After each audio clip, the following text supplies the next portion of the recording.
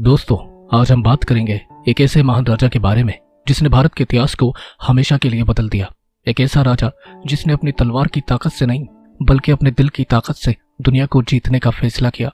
हम सभी बड़े सपने देखते हैं, कुछ बनने के तो कुछ करने के, लेकिन कई बार रास्ते मुश्किल होते हैं और हम हार मान लेते हैं।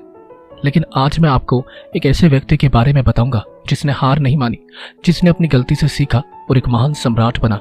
इनका नाम था महान सम्राट अशोक। अशोक मौर्य साम्राज्य के तीसरे सम्राट थे। वो एक शक्तिशाली और महत्वाकांक्षी राजा थे।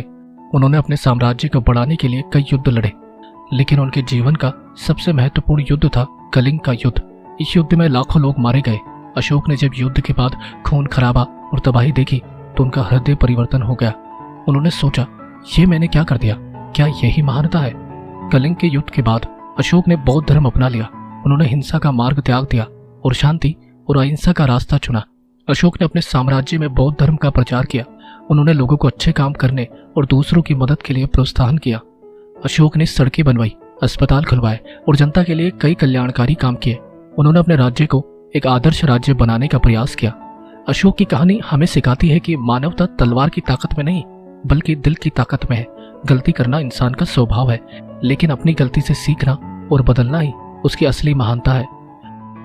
सम्राट अशोक आज भी इतिहास में एक महान और प्रेरणादायक व्यक्ति के रूप में याद किए जाते हैं। उनके विचार और उनके काम आज भी हमें प्रेरणा देते हैं। सम्राट अशोक की मृत्यु स्वाभाविक रूप से हुई थी।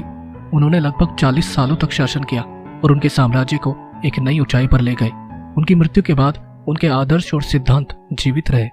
तो दोस्तों, सम्राट अशोक की कहानी से हमें क्या सीख मिलती है? हमें यह सीख मिलती है कि हम भी अपने जीवन में बदलाव ला सकते हैं। हम भी महान बन सकते हैं, भले ही हमारे रास्ते में कितनी भी मुश्किलें क्यों ना हो। जरूरी है कि हम हार ना माने, अपनी गलती से सीखें और हमेशा एक अच्छे काम करने के लिए प्रेरित रहे। सम्राट अशोक की तरह आप भी अपनी दुनिया को एक बेहतर जगह बना सकते हैं। धन्यवाद।